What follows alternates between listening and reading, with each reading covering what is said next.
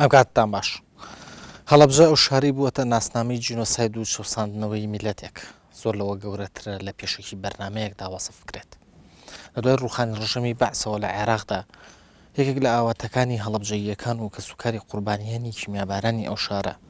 بە سزاگەاندنی تاوانبارانی ئەو تاوانە گەورەیە بوو کە لە ساڵی هەشتاهۆشدا بەرامبەر ئەو شارەکرا بەداخەوە لەلایەک فڕۆکەوانێک کە بەشدار بووە لەو تاوانەدا و لەلایەکی ترەوە زانایەکی عێراقی کە بەشدار بووە لە دروستکردنی چێکی کیمیایی ئەو چەکەی کە لە هەڵەبجەدا بەکارهات ئازاد دەکرێن و تاوانباری گەورەی تاوانەکەش سەرۆکی ڕژەمی بەعز لەسەر تەنها چەند سەد کەسێکی شیعە لە سێدارە دەدرێت نەک لەسەر نزیکەی 5,000 قوربانی هەڵەبجە ئەو تۆمەتبارانە چۆن ئازادکران قایمقامی ئێستای هەڵەبجە کە سەرۆکی دەستی پارێزەرانی کێسی هەڵەبجە بوو لە دادگای باڵای تاوانەکان چه هەڵوێستێکی هەبووە بەرامبەر ئەم ئازادکردنە بۆچی قایمقامی هەڵەبجە بەڵگەی پێویستی نەخستە بەردەست تا ئەو تۆمەتبارانە ئازاد نەکرێن لە مەڵقەی بەرنامەی بەڕاشکاویدا میوانداری گۆران ئەدهەم قایمقامی قەزای هەڵەبجە دەکەین هەوڵ دەدەین لە هەڵەکانی دەستی پارێزەرانی کورد لە کەیسی بەرگریکردن لە هەڵەبجەدا بکۆڵینەوە و لە بەشێکی تری بەرنامەکەشدا باز لە ئەدای قایمقامی ئێستای هەڵەبجە و کێشە و گرفتەکانی ئەو شارە و کێشەکانی ڕابردووی ئەو شارە بکەین کا گۆران بەخێر بێت بۆ بەرنامەی بەڕاشکاوی کا گۆران پێم خۆشە لە مەسەلەی ئازادکردنی ئەو زانە عێراقیەوە دەست پێ بکەین کە لە ماوەی چەند ڕۆژی ڕابردووە ئازاد کرا لەم کێسەیە ئێوە بۆ تۆمەتبارەکرێن کە بەڵگەی پێویستان نەخستوەتە بەردەست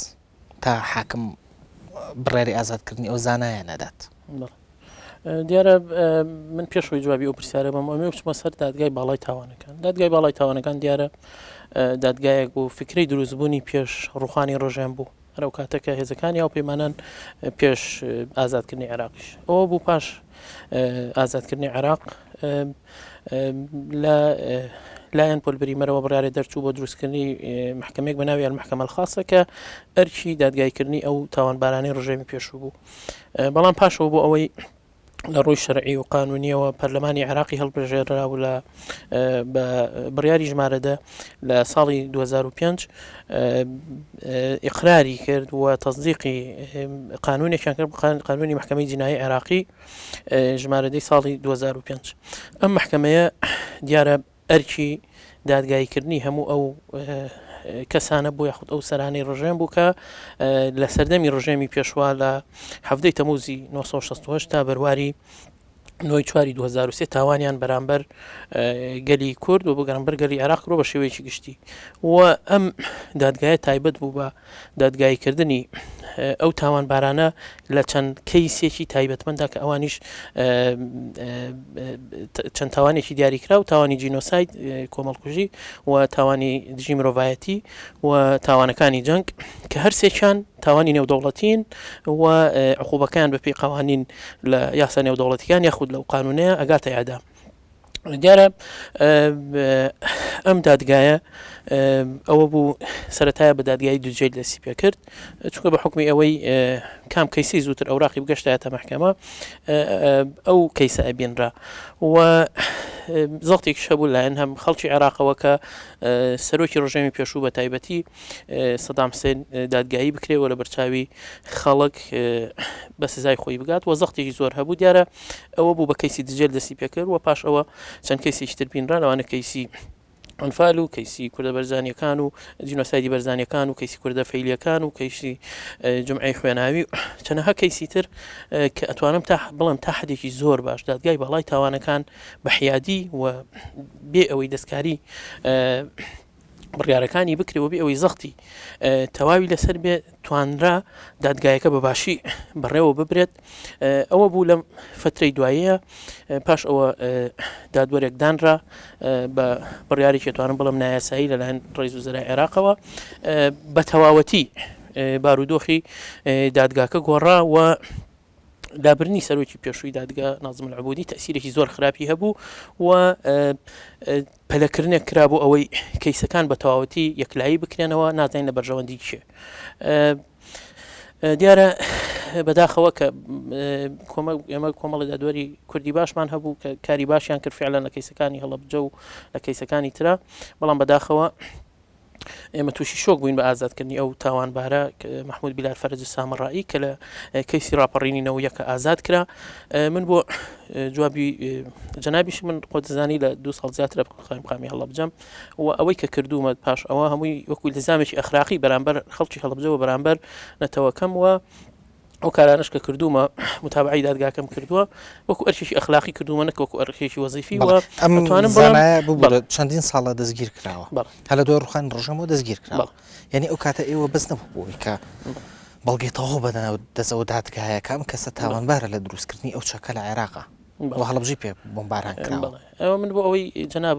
گەشتمە جوابەکەی جەناب ئێمە لە 16 2009 سکاڵای یاساییمان لەسەر ئەو تاوانبارە دەرکردووە و ئەمەش یەکێکە لە وەسائقانە کە بڕیاری دەستگیرکردنی بۆ دەرچووە لە 4 5 2010 محمود بيلات فرج السامرائي مهنته مسؤول في مديرية الرقابة الوطنية والمسؤول عن إنتاج الأسلحة الكيميائية. أما الأمر قبض كايتي كنوع جريمة ومادة قانونية كي أنسرد مادة دوانزة بدلالة المادة 15 من قانون المحكمة الجنائية العراقية العليا واتئمة 2 ساڵ و 3 مانگ لەمە و پێش کارمان بۆ ئەوە کردووە کە ئەم تاوانبارە ئەوراقی بۆ بکرێتەوە بە فعلی لەگەڵ بەڕێز کاک بەکر حەمەستڵ کە ئێستا ئەندامی پەرلەمانی عێراقە لەگەڵ یەکا چووینە محکمەی تحقیق و ئەوراقەکانمان دەرهێنا و ئەم تاوانبارە ئیفادەکەیمان سیر کرد کە کۆمەڵێک ئیفاداتی دەگمەنی تایە و توانم بڵم یەکێکە لەو کەسانەی کە بە سەراحەتی اعترافی کردووە بە کارکردنی لە چەکی ماوی عراقی بە شێوەیە کە ئەڵێ من لێپرسراوی مختبەراتی منشئی موسەنا بووم لە ساڵی 1970 تا ساڵی 1991 و ئێمە ئەو چەکی کیمیاوەمان بەرهەم ئەهێنا تەنان باسی ژیانی خۆی کاڵە بیدایت لە سنفی کیمیاوی عراقی تەعین بووم پاشان چوومە ئەو مەسئولیاتە و پاش ئەوە ئێمە چەکی کیمیاویمان دروست ئەکرد لە مختبەراتی خۆمان و نەوعی چەکەکانیش ئەڵێ بوونمە ئەڵێ غازی سیانید و VX و تابون و سارین و خەردەل و ئەمانە هەمووی بە تەفسیل باس ئەکات چۆن بەرهەمی ئەهێنن بیدایت چەند غرامێکە پاش ئەوە ئەبێ بە چەند کیلۆیەک و پاشان ئەڵێ ئێمە ئەینێرین بۆ قاعدە ئاسمانیەکان بە تایبەتی ئەبوو چەکانەی کە وەک خۆی ئەڵێ لە باکووری عێراقا بەکاریە لە قاعدەی حڕیە لە کەرکووک لێەوە قەسفی کوردستانی پێ ئەکرێ ئەڵێ باسلەوە ئەکە ئەڵێ لە شاڵاوەکانی ئەنفالەوە لە هەڵەبجەشە ئەڵێ بڵزەبت نازام لە هەڵەبجە چی ڕوویا بەڵام ئێمە هەموو چەکەکانمان ئەنارد بۆ قاعدەی حڕیە لە کەرکووک کە تەوەقوعەکەم کردووە تەوەقوعەکەم لە باکووری عێراقا وەکو خۆی ئەڵێ بەکار هاتبێت ئەمە دلیلێکی واضحە و اعترافێکی سەریحە ئێمە هەر لەو کاتەوە ئیزبارەکەیمان دەرهێنا و سەیرمان کرد تەنان طلبێکمانە بە ئەو کاتە ڕئیسی محکەمە بەڕێز محەممەد عەرێبی بوو و بەفعلی طلبەکەی ناردین بۆ محکمەی تحقیق و ئەوراقیشی بۆ کرایەوە بەڕێز کاک لوقمان عەبدولقادر کە سەرۆکی کۆمەڵی قوربانیانە خۆمان بردمان بۆ ئەوێ ئیفادەکەی وەرگیراوە لەسەر ئەوە نەک ئەمر قەبزی ئەم تاوانبارە کۆمەڵێک تاوانباری تریش کە لەوانە بۆی هەر ناوەکانی پێ بڵم عامر محەممەد ڕەشید کە مەسئول بوو لە تەسنیع عسکەری عێراقیەکێک و لە معاونەکانی حسین کامل و هەروەها تەنانەت طارق عەزیز کە وتومان ئەو تەسهیلاتی کردووە لە ڕێگەی وەزارەتی خارجیەوە و هەروەها مزاحم صعب الحسن كمسؤولة لقيادة قوي جوي عراقي لكيسي نويك آزاد كرا وأويش آزاد كرا وكا أملنا منطق ونعقل قبولي أكا كيسي حبيت بلام لعيني كاتشا تاوان بار آزاد بكري بله أقرأ دان بياناني خوي به كواتا شون آزاد كرا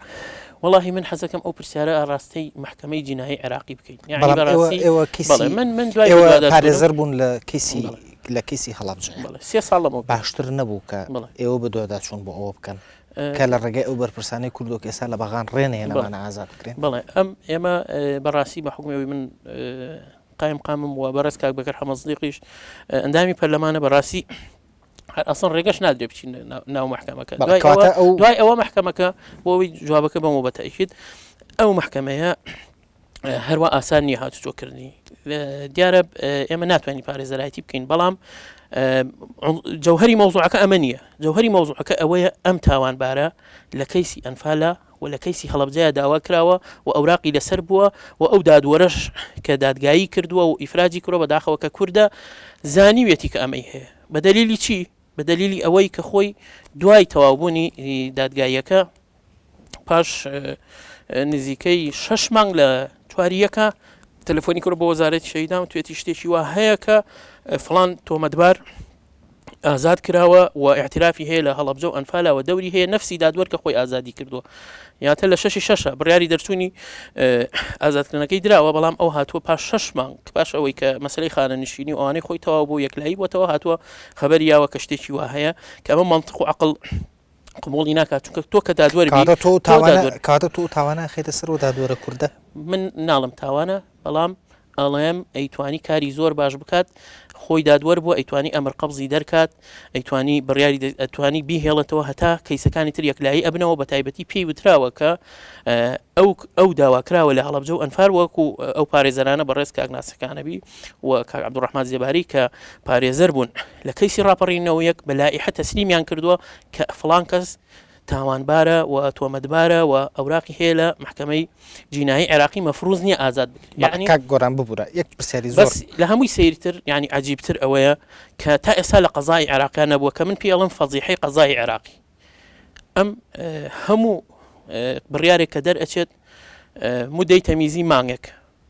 لەو مانگەیە پاش مانگەکە یاخود لە فترەی مانگەکە ئەم ئەوراقە ئەنێرە بۆ هەیئەی تەمیزی عەجایبەکە لەمەیە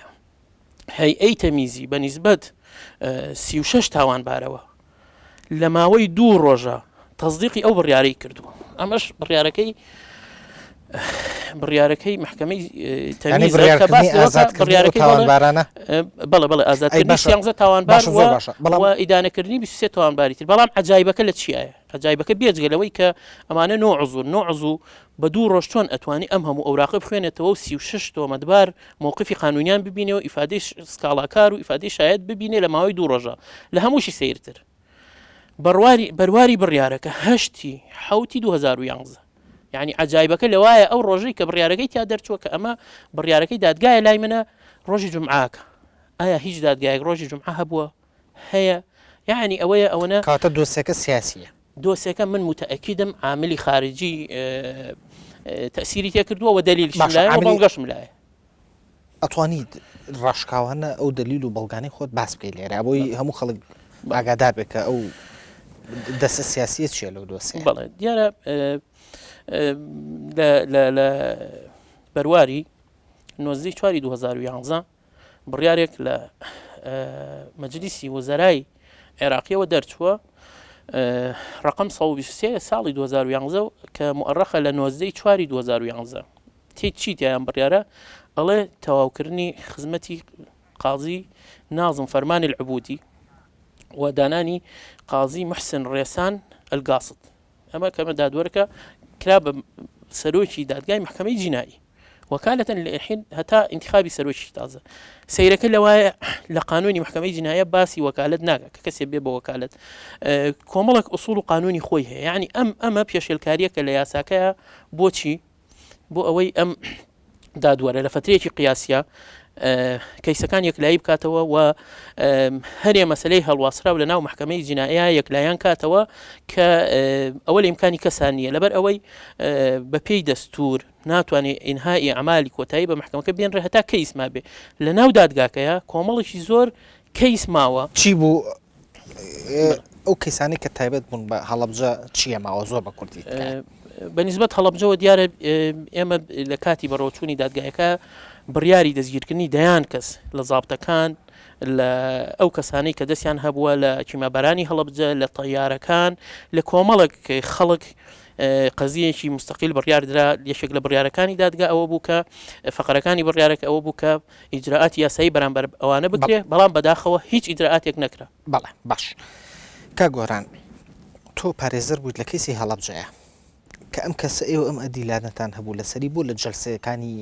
هەڵەبجە ئەو دانیشتانی دادگای باڵا کە لەسەر هەڵەبجە کرا بۆ نەتان بردە ناو دادگاکەوە بەڵێ ئەوەش ئێمە لە کاتی بەڕێوەچوونی دادگایەکەیە ئێمە زانیمان کە ئەمە تاوانبارە بە کەیسی هەڵەبجە وەکو بە جەنابتم وت لە کاتی بەڕێوەچوونی کەیسی هەڵەبجەیە زانیاریمان وەرگرت کە لە ڕاپەڕینینەوەیەکە کەسێک گیراوە اعترافێکی هەیە کە ئەڵێ ئێمە غازی CS-مان بەکارهێناوە بەڵام بەر خەڵکی ڕاپەڕی و لە کەربەلا ئێمە ئەو کاتە زانیمان ڕاستە خۆ تەڵەبمان نابە دادگا و دادگا داوامان کرد تەنانەت وەکو شایدیش بانگ بکرێ بۆ ئەوێ بەڵام بە حکمی ئەوەی مەرحەلی شهادە تەواو بوو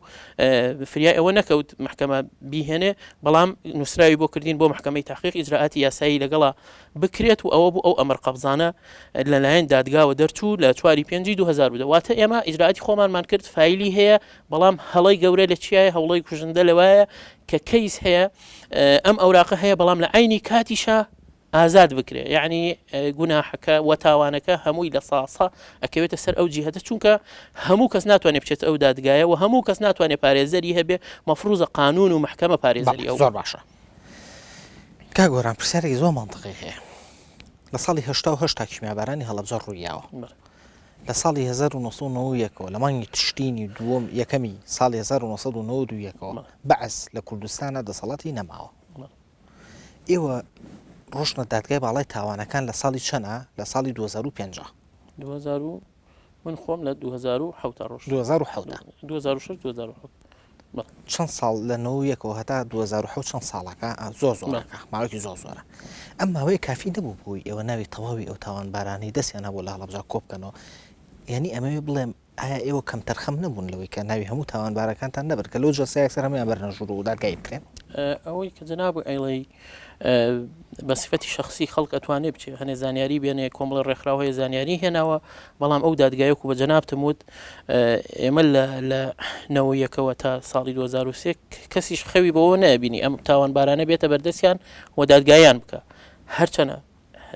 کۆمەڵێک ڕۆژنامە نووس کۆمەڵی خەڵکی باش کۆمەڵی خەڵک لە ڕێکخراوەکان هەتا خەڵکی ناو حکوومەت لە هەوڵی ئەوەیە بۆ ئەو تاوانبارانە بناسرێن بەڵام کەی ئەمانە هەواڵی دادگا کران و ئیجراعاتیان لەگەڵا کرا کە دەستگیر کران پاش ڕوخانی ڕژێمی پێشوو واتە ئێمە هەر زانیارێکیش تەنانەت هەنێک لەو زانیاریانە کە سوودمان لێ وەرگرت بۆ ناو دادگایکردنە لە کەیسی هەڵەبجەیە لە ڕۆژنامەکانە وەرمانەگرت لە خەڵکی ئاسایی وەرمانەگرت لە حیزبەکان وەرمانەگرت بڵێ حیزبەکان ناتوانن ئەمانەتان بنێ ئەو زانایەتان بنێ بۆ نمونە ئەو زانایە هەموو دەستگای ئەو زانایە نەزانرا لە ناو محکەمەی جیناییە تاکەی تا ئێمە پێمانزانی لە مانگی 6 2009 ئەویش بە جۆدی شخصی خۆمان لەگەڵ بەڕێز کاک بەکر حەمەزدر کە ئێستا ئەندام پەرلەمانی عێراق و پاش گەڕانمان بەدوایانە بەڵێ زۆر باشە ئەمە زۆر بە کورتی پێم بڵێ مەترسی ئازادکردنی ئەم پیاوە لە چییە خۆ مەوزوعەکە بەس تەنها ئازادکردن نییە مەوزوعەکە لەوایە کە ئەمانە تاوانێکیان کردووە تاوانی نێودەوڵەتی تاوانی جینۆسایدیان کردووە تاوانی جی مرۆڤایەتیان کردووە تاوانی جەنگیان کردووە ئەمانە گەورەترین تاوانبارن لە مێژووی مرۆڤایەتیە ئازادکردیان بەو شێوە ئاسانە مەغزا و مەقسەدی عقوبە و سزا لە ناوەبات واتە قانونی هیچ قیمەتێکی نامێنێ کە تاوانبارێکی بەو شێوەیە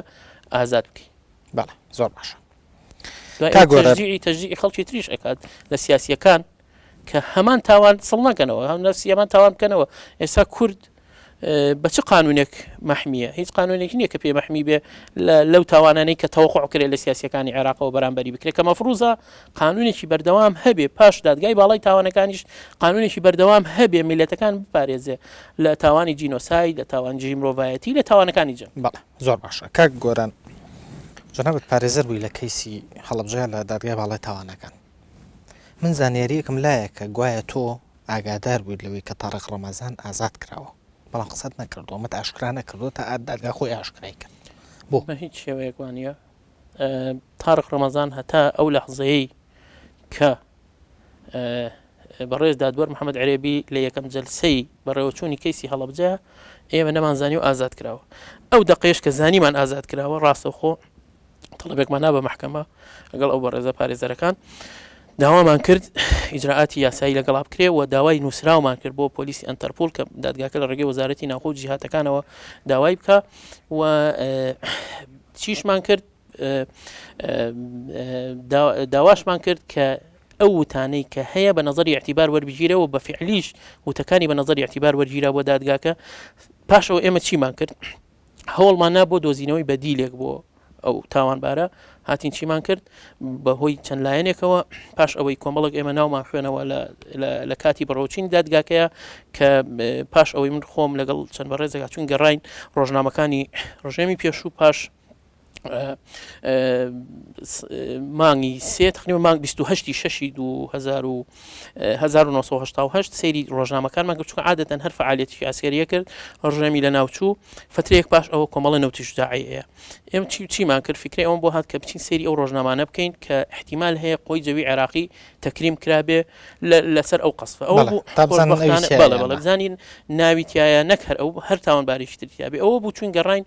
بەڵام ئەو خۆی ببوورە خۆی لە ئیفادەکەی ئاسایی شادانی بەوە ناوە کە بەشدار بۆ لە هەڵەبجە و قەسفی کردووە ئەوەی کە من بینی بێتم لە ئیفادەکە ناڵە قەسفم کردو ئەڵێ من مراقبە بووم لە مهمەیەکە بووم لە حدودی ئێران پاش ئەوە گەڕامەوە بۆ سەر ئاسمانی ناوچەکە چەند تیارێکی عێراقیم بینی ئەرچکم حیمایەکردنی ئەو فڕۆکان گرنگەوەی بەشدار بۆ لە تاوانەکە بەتەشید حیمایەکە تاوانبارترەوەی کە جێبەجێیەکە هیچ جیاوازیەکان نییە ئێوە داوای ئەوەتان نەکرد مەبەستم چی بوو ئێمە بەدیلی ئەوە چیمان کرد هاتین کە ناوەکانمان خوێنەوە چون گەڕام بە دوای کۆمەڵێک ناوە سیرەکەم کۆمەڵی خەڵکی هەم نەوتی شجاع و هەموو سامی ڕافیدەیان دراوەتێ لە سەردەمی ڕژێمی پێشوە ڕەسەن خەیاڵم بوو ئەوە چووکە ئەمانە ڕەبتی بە کیمیابارانی هەڵەبجەوەیە چونکە ڕاستەوخۆ پاش کیمیابارانی هەڵەبجە بوو و ئەوە بوو هەنێ زانیاری ترم کۆ کردەوە دیارە لەسەر تەلەڤیزیۆن ناوەکانمان نا بە دادگا و ئەوە بوو لە کاتی خوێنەوەی ناوەکانە یەک ناو هات حەز ناکەم ئێستا ناوەکەی بڵێم بەڵام ئەو خۆشی ئامادەیە بێتە بەردەم ئێوە قسە بکە بۆ قەناتەکەتان چییە تەیارە بەڵێ فڕۆکە عەرەبە بەڵێ فڕۆکەوانێکە گوێی لە ناوی خۆی بوو و بە واسطەی چەند بەڕێزێکەوە توانرا هاوکاری تەواویان کردین لە سەرۆکایەتی ئەرکان و بەڕێز سەرۆکایەتی کۆمار کە ئێمە ئەو کەسە ببینین ئەوە بوو ئێمە هاتین و لەگەڵ کاک بەکر حەمە سدیق ڕۆشتین لە شوێنێک قسەمان لەگەڵا کرد و ڕاستەخۆ ئەو منی ناسیوتی تۆم بینیوە و ئەوە بوو ئامادەی تەواوی دەربڕی وتی بەڵێ من فڕۆکەوان بووم بەڵام لە قاعدەیەکی تر بووم و ئەو ڕۆژە بەڵێ نەوتیشداعەم دراوەتێ ویسامی ڕافدەیم دراوەتێ لەسەر شەڕەکانی باشوور و ئامادەم هەموو هاوکاریەکتان بکەم ئەوە بوو کۆمەڵێک زانیاری زۆر باشیینێ و ئامادە بوو لە دادگاکە و ئەتوانم بڵم شایەتەکەی زۆر شایدێکی گرنگی هەبوو بەرامبەر تاوانبارەکان و زۆر و باشی ڕاستیەکانی ڕوون کردەوە سەرڕای ئەوە ئێمە هەرچی نەقسەی دادگا هەبوو لە ڕێگەی ئەو تیارەوە چەند شایدێکی ترەوە کە لە ڕاداری کەرکک کاریان ئەکرد و ئیشان مراقبەی سەر ڕادارەکان بوو توانیمان ئەو دوانش ئامادەکەین و هەر نەقسێک لە ناو کەیسەکە هەبوو بۆوانە دەستە خۆش تۆ باسیەوەت کرد کە لەناو دەڵێ بەڵایە داواتان کردو کە ئیجراعات بکرێ دوای بەردانی تارق ڕەمەزان ئیجراعات لەگەڵ کێ لەگە تارق ڕەمەزان خۆیە لەگەڵوانی کە بەریان ناوە لەگەڵ تارق ڕەمەزان ئەوە مۆزوعێکترە ئەوەی کە بەریان ناوە ئەوە ڕەبتی بێمونێ ئێمە ئیشەکەمان لە ناو دادگایە بەڵام متابعکردنی ئەوە متابعکردنی کەیسەکە جەناب ئەزانی ئێمە کەیسێکی ئاسان بەڵام ئەوەی بۆ جەناب شێکێک لە عنسوڕە زۆر باریزەکان و یەکێک لە دلیلە دامغەکانە لەو کەیسی ئێوەیان تۆ پارێزەری و کەیسە بووی تۆ پارێزەری شارێ بووی پارێزەری کە سوگاری 5,000 قوربانیت من بەڵام من هاتم بە عملی تعویزی ئیفادەکەی تارق ڕەمەزانم کرد لەوە بەهێزتر بێت لەلایەکیش داوامان لە دادگا کرد ئەمر قەبزی تعمیم بکات و بە فعلیش نووسراوی کرد بۆ لایەنەکان دادگا و من نوسخەی ئەمر قەبزەکەشیم ئێستا لایە بمزانێ بۆ مەهێنان بۆ بەرنامەکە لەبەرەوە ئێمە بەکاری خۆمان هەستین حەزەکەم ئەوە بزانی جەناب کە زیاد لە حەدیش خۆمەمان هیلا کرد بۆ ئەوەی کەیسەکەمان سەرکەوتوو بێ ئەمە لەلایەکی تر ئێمە کەیسێکی جینۆسایدمان لە بەردەما بوو مەوزوعەکە تەنها تارق ڕەمەزان و کەسێک و شخصێک نییە مەوزوعەکەمان زۆر لەوە گەورەترە کە بریتی بێ لە متهمێک یاخود لە کەسێک بەدڵنیاییەوە چەندین تۆمەتباری تایە بەڵام ئەوانەی کە ئامادە بوون و تارق ڕەمەزان گیراوە لە بەردەسا بوو شاید بوو ئێمە حەزمانە کرد حالە بکرێ و لە بەردەم دادگا گۆران تۆ وەکو باسمە کە تۆ پارێزەر بووی لەو کەیسەیە وەکو قانونیە وەکو پارێزەرێک ئەو پرسیارەت لێ یەکەم تۆ کە بیستە لە ناو دادگای باڵای تاوانەکانە کە تارق ڕەمەزان ئازاد کراوە بۆ ئێوە هەڵوێستێکتان نەبوو بەرامبەر پرۆسی ئازادکردنەکەی پرسیارێ نەکراکە چۆن ئازاد کراوە ئەمە هەڵەیە بۆ کراوە و لە ڕووی قانونیەوە لە ڕووی قانونەوە ئەو مەسەلەی ئازادکردنە ئەبێت چی بکرێ بەرامبەر ئەوانەی کە ئازادیان کردو بە جەنابتم کەس ئەوەی ئێمە هەڵوێستی نەبوو بەرامبەر ئازادکردنی وەکو پارێزەر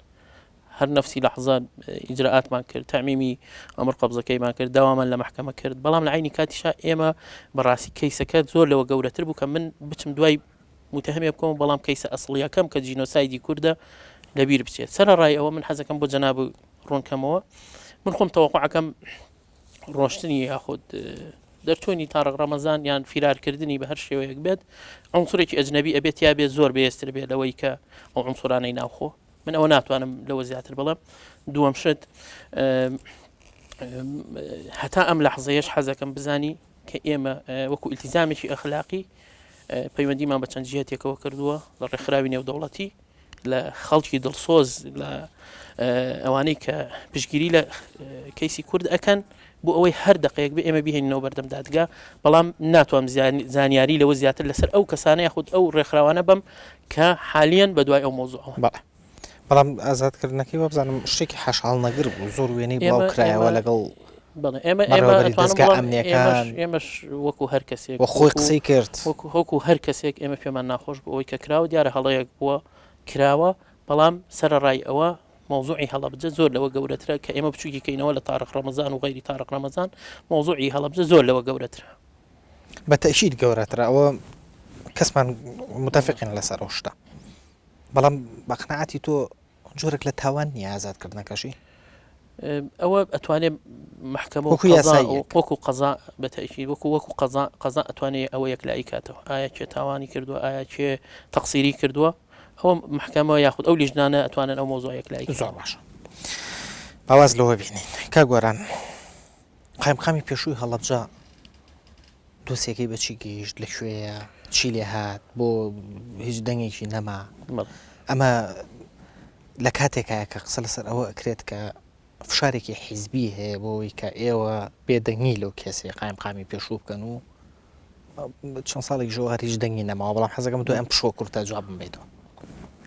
بەڕێزان پاشم پشۆ کورتە گەڕێنەوە لاتان